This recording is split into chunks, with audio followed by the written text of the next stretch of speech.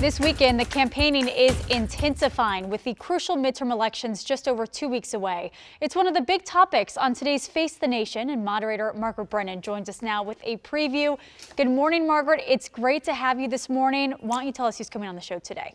Good morning to you, Nicole. Well, we will have Speaker of the House, Nancy Pelosi, here with us to make the closing argument in many ways for Democrats.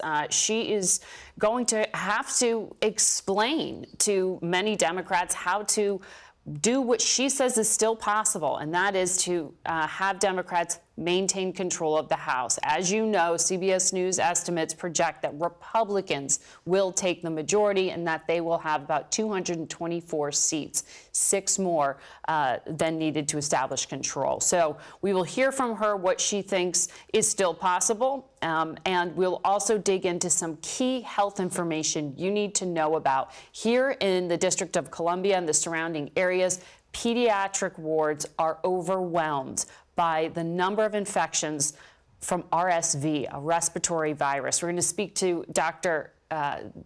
Scott Gottlieb. You remember him so well from the past few years. He's back with us to talk about that and COVID. We'll also have some key guidelines for information, disinformation around election security, and an important conversation about inflation, specifically coming from energy prices. The president's special coordinator for international energy affairs, Amos Hochstein, will be with us. Nicole?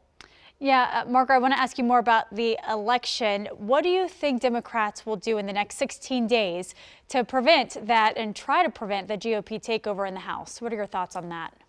Well, that's exactly what I want to press Speaker Pelosi on. The strategy to date has been for Democrats to really build off the momentum they had been seeing from that decision by the Supreme Court to strike down Roe versus Wade, sending abortion access back to the states and making it a key issue. It's on the ballot in 5 states. But, Nicole, what we have seen, our Anthony Salvanto's polling data shows that momentum stalled, and it's inflation, it is crime, it's the economy, it's immigration. All those issues are on the minds of voters. So do Democrats need to change their message in these final weeks? And exactly what is that message? What can be actually promised and delivered on to change where we are? And Nicole, no matter who takes control of Congress, what is clear is this is a really hard problem set for either party to deal with, and it's not clear who can actually get control of inflation. The Federal Reserve's work so far has not cooled it off.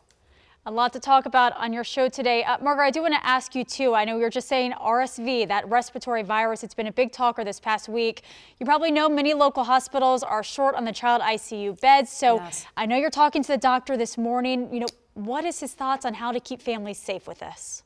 Well, that's exactly what I want to know, Nicole, because this is so incredibly dangerous for the smallest Americans because of their undeveloped respiratory systems, but also older Americans. And this spike in 33 states is happening at the same time that we're moving into flu season and we're seeing COVID infections pick up. So this is a dangerous mix, particularly around the holidays and colder months when we go indoors and gather together.